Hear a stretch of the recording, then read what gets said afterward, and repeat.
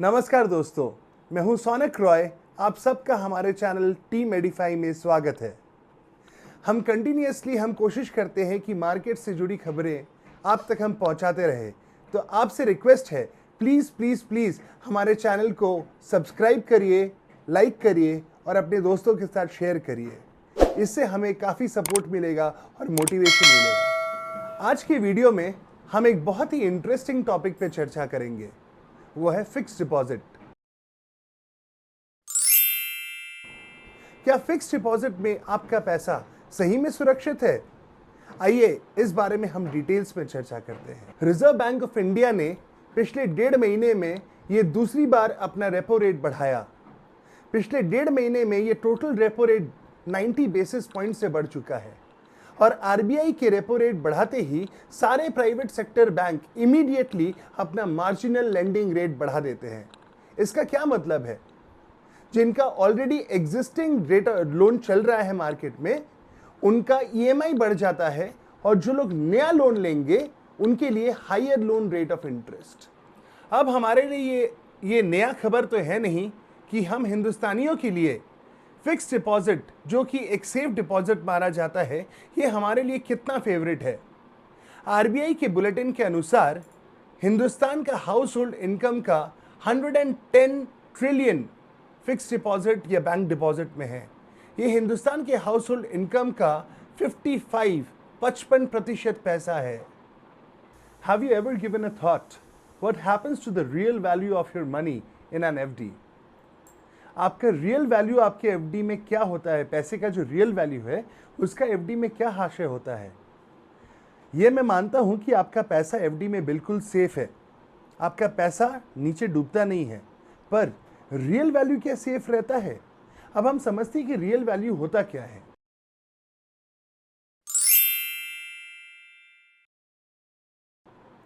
हर साल इन्फ्लेशन ऊपर बढ़ता जा रहा है। For example, this year the latest consumer price index is 7.79। इसका मतलब है पिछले साल जो आपका वैल्यू जो 100 रुपए था, इस साल वो 92.79 रुपीज हो चुका है। पैसे का वैल्यू डेप्रिशिएट कर चुका है।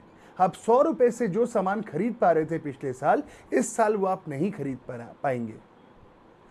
यही कारण है कि जो रियल वैल्यू है आपके पैसे का, ये नीचे घटता जा रहा है। इन्फ्लेशन के साथ जब हम एडजस्ट करते हैं तो आपका रियल वैल्यू आपके पैसे का घटता जाता है। इसके ऊपर आप जब फिक्स्ड डिपॉजिट में पैसा लगाते हैं तो आपको टैक्स देना पड़ता है। जब हम टैक्स के साथ भी ये एडजस्ट करते हैं तो आपका वैल्यू और नीचे गिर जाता है। I agree that when you keep your money in FD और in any bank deposit, your money is safe there, but the real value of your money isn't safe. The real value of your money will only be safe when it grows at a rate higher than the inflation in our country. I have accumulated few points which I'll just read out to you. The 1-year fixed deposit rate from State Bank of India, the largest public sector bank, is 5.30. On the private bank side too, HDFC Bank offers 5.20 for its 1-year FD.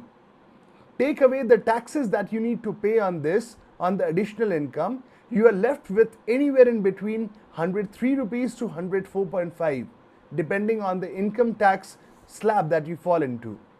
Now, let's slap on the impact of inflation at 7.79%. The real value of your money is anywhere between 95 rupees to 97 rupees. The real value of your money is lost. It is not safely preserved for you to use in the future. Historical data says that the margin of fixed deposit rate to inflation is rarely favorable for the investors, who always ends up making little, nil, or mostly negative return on the real value of money that is safely set aside in a fixed deposit. What is the alternative?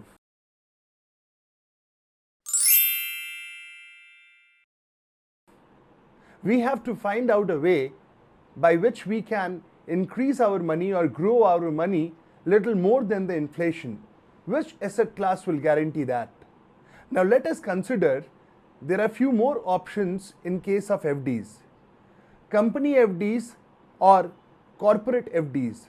Now there are certain small banks, cooperative banks, which offer you little higher rate of interest. अब वो higher rate of interest के साथ the risk associated is also little high. In the past 10 years, we have seen there are certain cooperative banks which have shut down, like Punjab and Maharashtra cooperative bank. जब बंद हुए तो हमारा जो fix deposit का पैसा था ये भी खत्म हो जाता है. In case of cooperative fixed deposits, company fix deposits, जब कंपनी का कैश फ्लो हिट होता है, जब मार्केट में थोड़ा सा डाउनटर्न आता है या रिसेशन आता है, कैश फ्लो हिट करते ही ये कंपनियां इंटरेस्ट देना बंद कर देती है. नॉट ओनली द इंटरेस्ट, अगर ज़्यादा समय, खराब समय अगर थोड़ा ज़्यादा प्रोलॉन्ग पीरियड के लिए चलता है तो आपका पैसा भी वहाँ पे मिलना क्वेश्चन मार्क बन के रह जाता है. In that case, we understand that this is also not a safe option. So what are we left with?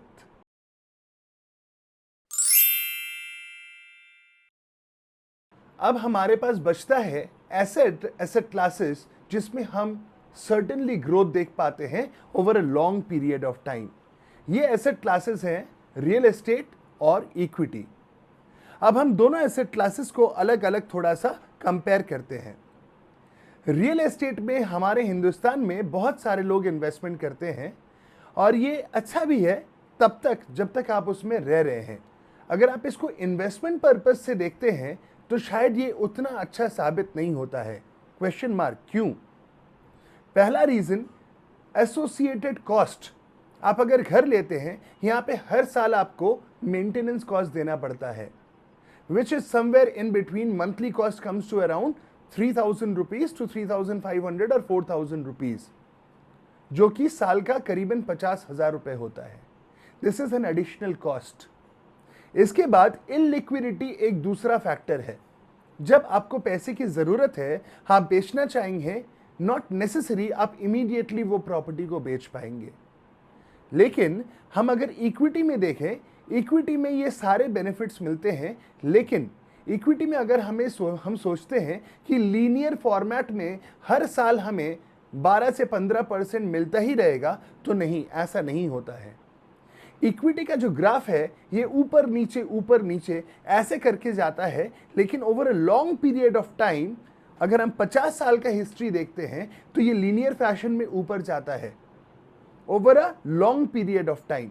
लेकिन इसमें भी there is a catch. You have to research, do a proper analysis and find out companies which are fundamentally very, very strong. Jin companies का market में competitive advantage है, एक बोलबाला है, जिन companies का मार्केट में प्राइसिंग पावर है, जिन companies का जो प्रोडक्ट है over long period of time हम देखते हैं कि उसका डिमांड कंसिस्टेंटली ऊपर की तरफ बढ़ा है. सिर्फ वही कंपनीज में अगर आप इन्वेस्ट करते हैं तो ही आपका पैसा ऊपर बढ़ेगा. ऑन द अदर हैंड, अगर आपका कंपनी खराब निकले तो आपका पैसा डूब भी सकता है. So there has been so many instances जहां पे पिछले 10 साल में करोड़पति इंसान सड़क पे आ चुके हैं. For example, yes bank. आप अगर बहुत पहले इस कंपनी में पैसा लगा के बैठे हैं तो today the value is negligible. Another example is Jet Airways. कुछ साल पहले ये कंपनी बहुत बड़ी, इंडिया की, in fact I would say India की सबसे बड़ी एयरलाइन कंपनी थी. But where does it stand today? आसमान में हमें एक भी जेट एयरवेज का प्लेन देखने को नहीं मिलता है. तो research is very very important. जब हम इक्विटी का बात कर रहे हैं, इक्विटी में लॉन्ग टर्म में टैक्स देना पड़ता है, but that is negligible.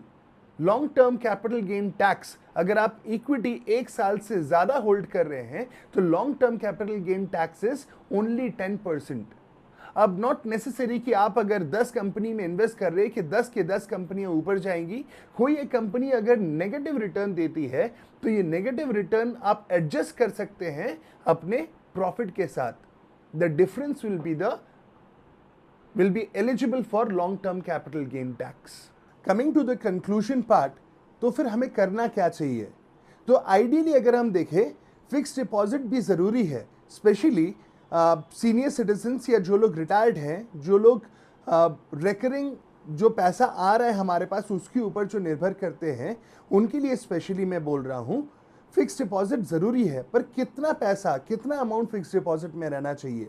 So ideally आपको 3 से 5 साल के अंदर जितना पैसा आपको ज़रूरत होगा या इमरजेंसी कॉर्पस के लिए आप खुद कैलकुलेट कर सकते हैं आपको कितने पैसे की ज़रूरत है, सिर्फ उतना पैसा you should keep in a fix deposit.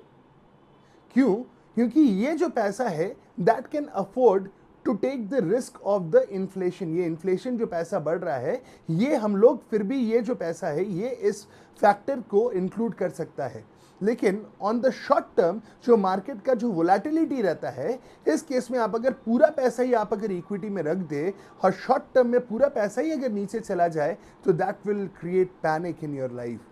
सो आपको 3 से 5 साल के अंदर जितने पैसे की ज़रूरत है उस पैसे को आप फिक्स डिपॉजिट में रख सकते हैं, लेकिन बाकी जो पैसा है you have to consider investing that money into equity, into the equity market, ताकि ये पैसा over long period of time multiply हो।